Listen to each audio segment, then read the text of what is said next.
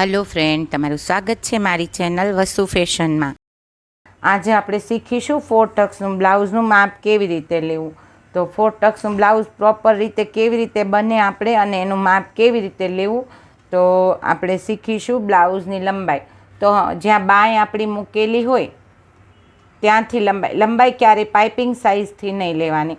અહીંયા બ્લાઉઝ આપણો 1/2 inch down હોય એટલે જ્યાં બાંય આપણું ડીપ ગળાનું બ્લાઉઝ હોય ત્યારે બાંય સાઈડથી જ માપ લેવાનું.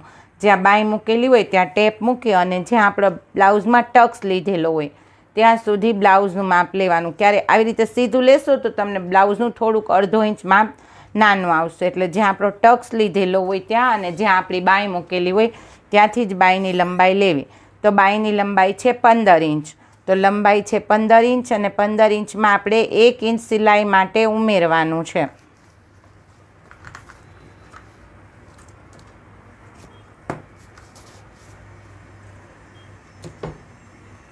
શોલ્ડર.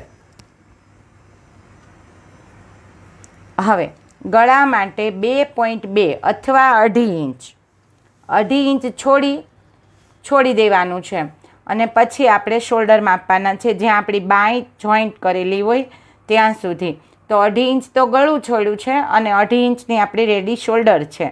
શોલ્ડર પટ્ટી 2.5 ઇંચની રેડી છે અને 2.5 ઇંચનું આપણું ગળું છે. તો શોલ્ડર છે 5 ઇંચ અને એમાં 1/2 ઇંચ આપણે સિલાઈ માટે ઉમેરવાનું છે જે આપણે બાંય જોડવા માટે. રેડી શોલ્ડર 5 છે અને 1/2 ઇંચ એક્સ્ટ્રા લેશું એટલે આપણા શોલ્ડર થશે 5.5. 5 ઇંચ રેડી છે એમાં 1/2 ઇંચ પ્લસ કરવાનું છે, ઉમેરવાનું છે. તો શોલ્ડર થયા આપણા 5.5.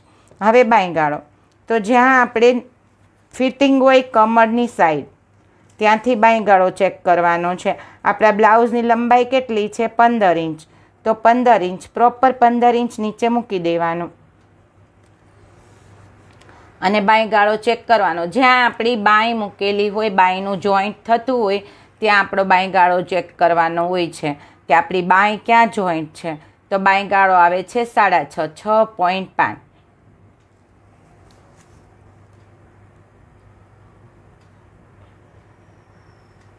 બાંય ગાળામાં કંઈ ઉમેરવાનું નથી, કંઈ ઘટાડવાનું નથી. આવી રીતે જ્યાં આપણી લંબાઈ હોય ફિટિંગ 15માં પણ 1 ઇંચ નથી ઉમેરવાનું, ખાલી 15 લઈ લેવાનું ને અહીંયા બાંય મૂકી હોય એની ચેક કરી લેવાનું એટલે તમને તમારો પ્રોપર બાંય ગાળો મળી જશે 16.5. બાંય ગાળામાં કંઈ પ્લસ માઇનસ નથી કરવાનું. છાતી જો અંદરથી કોઈ પ્લેટ ખોલેલો હોય તો છાતીને બહારથી કાઢી ચેક કરી લેવાની. છાતી છે 17.5. માઇનર ખેંચી અને એક બાજુથી ચેક કરી લેવાની. 8.7 છાતી 8.7. છાતીમાં 2 ઇંચ ઉમેરવાનું છે. કમર સિલાઈ સાઈડથી લઈ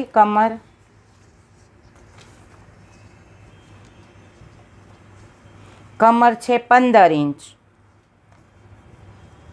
15નું અડધું થાય 7.5. કમરમાં 2.5 ઇંચ ઉમેરવાનું છે 2.5. 2.5 ઇંચ શું કામ કે આપણે પાછળના ભાગે આપણે 1/2 ઇંચનો ટક્સ લેવાનો હોય છે એટલા માટે. હવે આ તો થઈ ગયા આપણા બેઝિકમાં. હવે 4 ટક્સ બ્લાઉઝમાં કટોરી નથી હોતી, ખાલી યોગ હોય છે ને યોગનો કપ બનાવવાનો હોય છે. તો યોગનું માપ કેવી રીતે લેવું તો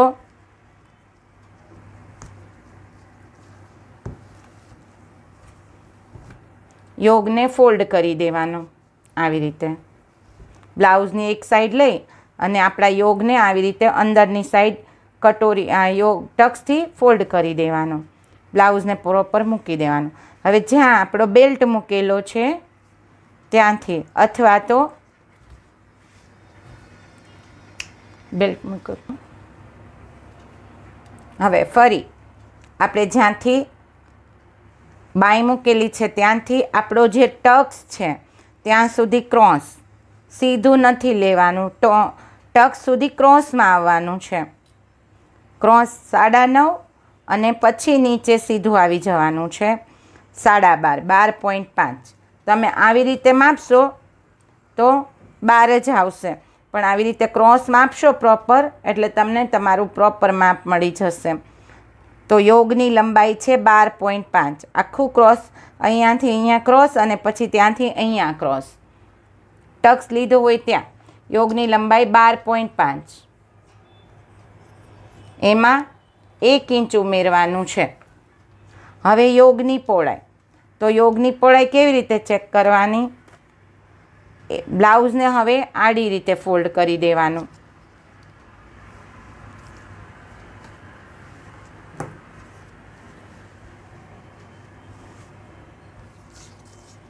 બટન પટ્ટી આપણી ટેપ મૂકી આવી રીતે ક્રોસ અને ત્યાંથી જ્યાં આપણે ફિટિંગ લાઈન હોય ત્યાં સુધી પ્રોપર. તો કેટલું આવે છે યોગની પહોળાઈ? 8.7.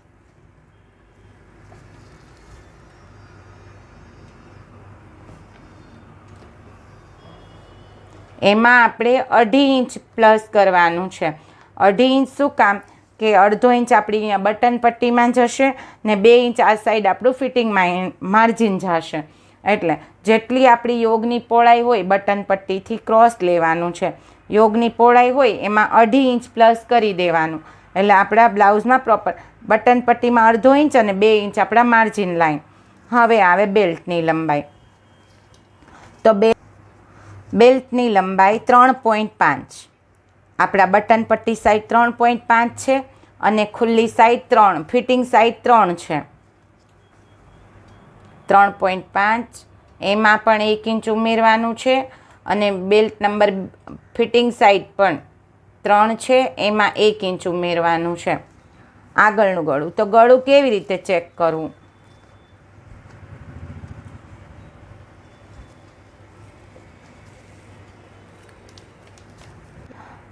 જ્યાં આપણું ગળું મૂકેલું હોય ત્યાં એક સ્ટ્રેટ લાઈન દોરી લેવાની સીધી આવી રીતે.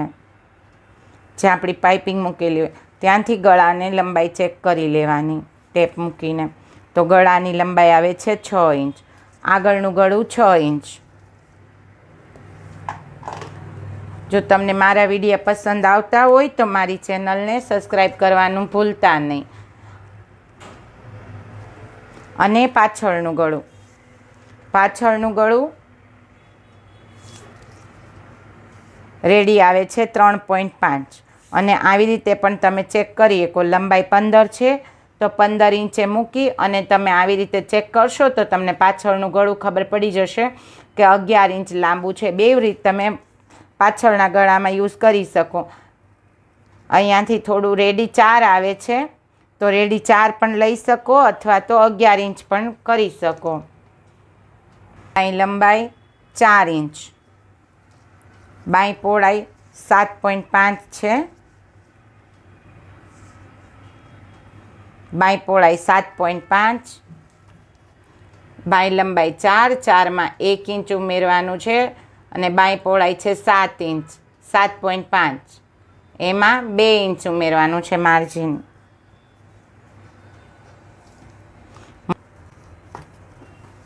મોડી 7 ઇંચ છે અને 7 ઇંચમાં 2 ઇંચ માર્જિન ઉમેરવાનું છે. તમને મારા બ્લાઉઝની માપ કેવી રીતે લેવું પસંદ આવ્યું હશે. ને જો મારા વિડીયો પસંદ આવતા હોય તો મારી ચેનલને લાઈક કરીને શેર કરજો ને સબસ્ક્રાઈબ કરજો. Thank you.